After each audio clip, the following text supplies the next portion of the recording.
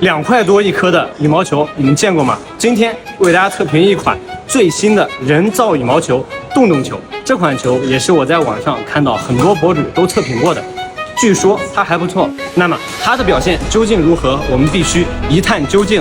其实对于人造球来说的话，我也打过很多款，像之前的这个洞洞球，包括布料的这个人造球，还有一个类似于口罩的这个布料。但是呢，因为种种原因，他们都没有经过试售，而且它的价格其实也没有做到像这颗球这么便宜。如果说好打的话，那真的是一个突破。我们来看一下这款球的毛片情况，它这个材料的话就是塑料的材料，但是材料是比较薄的，包括它的这个中杆也是塑料的。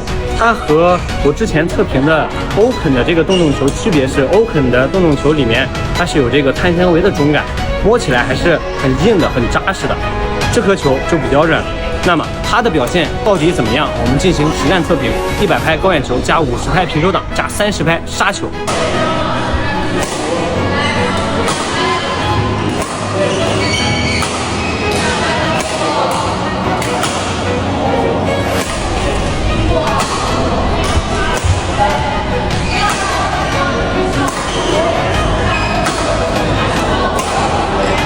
我们来看一下100拍高远球之后的毛片情况。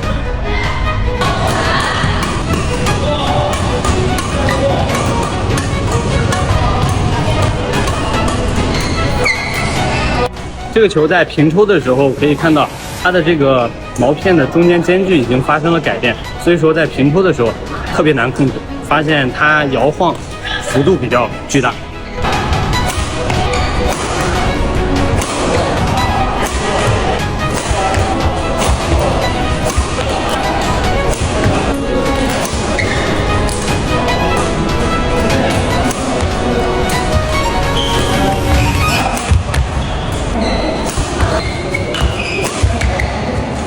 测评完成，我们看一下这款球的毛片情况。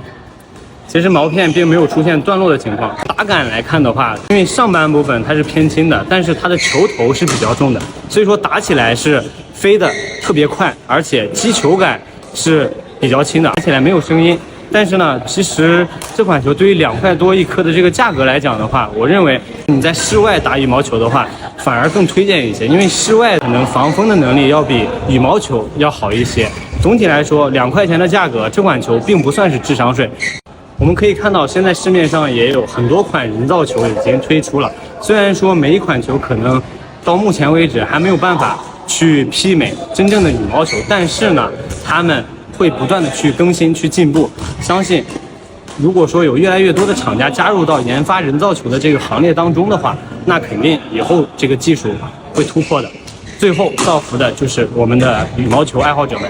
近期朋友们想看什么球，可以打在评论区，张飞会给大家一一测评。